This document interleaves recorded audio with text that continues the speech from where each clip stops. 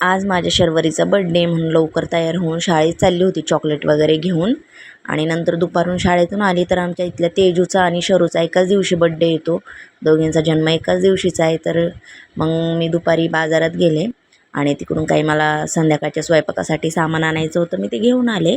आणि अर्धी तयारी मी केली होती आधीच, म्हणजे कांदा चिरून ठेवला होता, टोमॅटो वगैरे चिरून ठेवले होते, अद्रक लसूणची पेस्ट करून ठेवली होती. आणि मला आता कोथिंबीर पुदिना नव्हता म्हणून मी तोच आणायला गेले आणि पिऊला पण शाळेतून घेऊन आले. आणि मग दिवसभर माझी यातच गेला आज. आणि नंतर मग ह्याचं डेकोरेशनचं काम चाललं होतं, तिचे पप्पा पण होते घरी. मग त्या सगळे मिळून करत होते डेकोरेशन. तर फुगे फुगवत होते आणि त्यांना डबल टेप भेटलं नव्हतं म्हणून ते परत आणण्यासाठी गेले होते. तर फायनली असं मग ह्यांचं डेकोरेशन तयार झालं. आणि मी माझ्या स्वयंपाकातच होते, तर मी पनीर बिर्याणी आणि चिकन बिर्याणी अशी दोन्ही केल्या होत्या. आणि नंतर शरूचं मग आवरणं चालू होतं. मग शरूचं पण आवरून झालं, माझं पण आवरून झालं. आणि मग मी तिला ओवाळून घ्यायला लागले. म्हणलं परत एक एक मुलं आली की ती थांबत नाहीत बराच वेळ. आणि शरूच्या बड्डेला नेमकं इतकं गरम व्हायला चालू होतं ना, त्यामुळं फॅन बंद असतो दिवा वगैरे लावल्यावर. म्हणून म्हणलं पहिलं ओवाळून घ्यावं. तर मम्मी पण आली होती, तिला पण म्हणलं बाई पहिला औक्षण करून घे आणि नंतर मग बाकीचं करूयात. मग हे पण सगळ्यांनी ओवाळून घेतलं हिला, तायडीनी, संजूनी, मम्मीनी. आणि दीदी काय आली नव्हती म्हणून ती नंतर बराच वेळाने नंतर आली, ती उशिरा. आणि नंतर मग शरूच्या मैत्रिणी आल्या होत्या आणि तिचे पप्पा गेले होते केक आणण्यासाठी. तर सगळे वाट बघत होते केकची. आणि ही पोरं पण कंटाळली होती जरा बसून.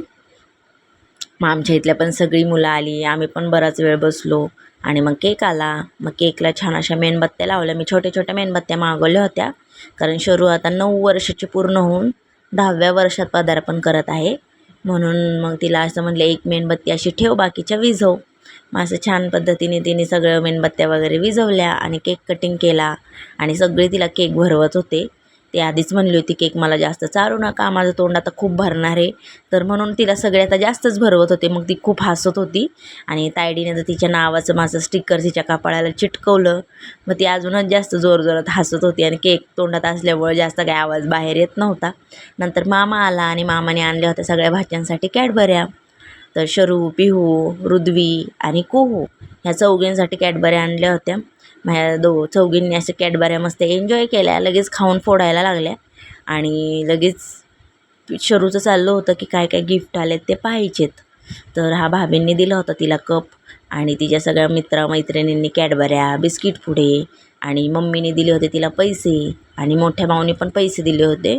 आणि दिदी माऊनी आणलं होतं असं गिफ्ट. तर कुहूच्या हातून असं शरूला तिला गिफ्ट दिलं. मग तर तिला ते पण फोडायचं होतं. नंतर तिने फोडून ती पाहिलंच काय वगैरे.